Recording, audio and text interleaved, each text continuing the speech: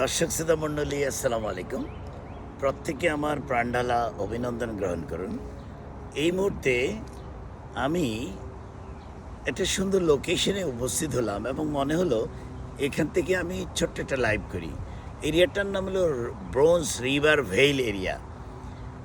Natural beauty এবং Rhodes condition এবং বাড়িগুলো এত সুন্দর, আপনারা প্রত্যেকটা অবস্থান আপনারা যখন দেখবেন এত ভালো লাগবে।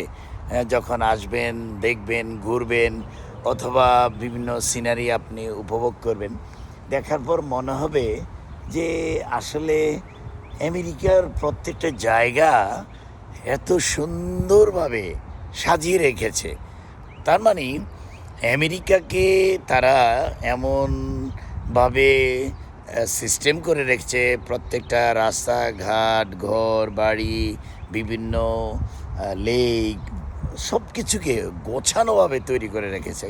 কারণ এখানে প্রত্যেকটা কাজ এত নিখুঁতভাবে করা হয়, প্রত্যেকটা ডিপার্টমেন্ট কাজগুলো দায়িত্বের সহিত করে। কোনো দুর্নীতিগ্রস্ত লোক এখানে নেই এবং সবাই প্রপার হইতে প্রত্যেকটা জায়গায় স্ব দায়িত্ব পালন করে এবং সেই দায়িত্ব পালন করে এই আমেরিকাটাকে সুন্দর করে রেখেছে।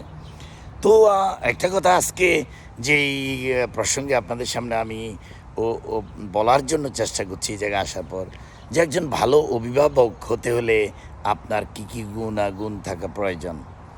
হ্যাঁ, আমরা ছোটোবেলায় দেখেছি আমার বাবা মা বা আমাদের দাদারা বা পূর্বপুরুষ নানা, ওনারা খুব এগ্রেসিভ ছিলেন, রাগী ছিলেন, খুব শাসন করতেন এবং আসলে তাদের মনের দিক থেকে তারা পজিটিভ ছিলেন। কিন্তু তারা হয়তো ভাবতেন যে অনেক শাসন করলে, অনেক অ্যাডমিনিস্ট্রেশন খুব স্ট্রং হলে, মেন্টালি প্রেশার ক্রিয়েট করলে, তারপরে বিভিন্ন রকম পানিশমেন্ট দিলে সেই ক্ষেত্রে হয়তো সন্তানরা খুব ভালো হওয়ার সম্ভাবনা থাকে।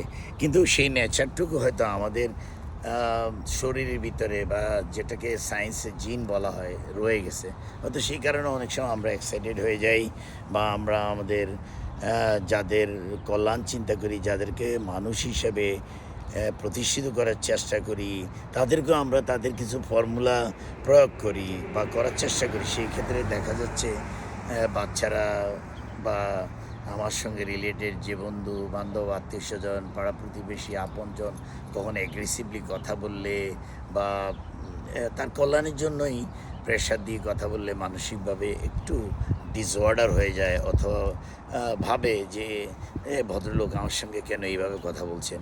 অনেক খারাপ কাজও, কঠিন কাজও দেখা যাচ্ছে বিনয়, সফিস্টিকেটেড ওয়ে, সুন্দর সিস্টেম ফর্মুলা দিয়ে করা যায়। তো যাই হোক, আজ আপনাদের সামনে আমি একটু পরিবর্তনের কথাই বলছি। আমি আমার অ্যাডমিনিস্ট্রেশনটাকে আমি একটু স্বাভাবিকভাবে চিন্তা করে খুব সফটলি হ্যান্ডেল করে বাকি জীবনটাকে অতিবাহিত করতে চাই। অর্থাৎ আল্লাহ রাব্বুল আলমিনের উপর ভরসা রেখে, আল্লাহ আমার কপালে, কিসমতে বা আমার আত্মীয় স্বজন, আপনজন, পাড়া প্রতিবেশী, ভাই বোন, যাদের জন্য আমি ভালো চিন্তা করি, যাদের ওয়েলুশের আমি যাদের ভালো চিন্তা করি, তাদেরকে আমি হয়তো পজিটিভ কথা বলবো, বাট বিনয় দিয়ে কথা বলতে চাই। কখনো খুব প্রেশার ক্রিয়েট করে বা মেন্টালি চাপ সৃষ্টি করে অথবা কোনো আঘাত দিয়ে কোনো কাজ করানোর পরিকল্পনা থেকে এই মুহূর্ত থেকে আমি চেষ্টা করব আল্লাহ যেন আমাকে তৌফিক দান করে যতটুকু সম্ভব পজিটিভলি কাজ করার জন্য।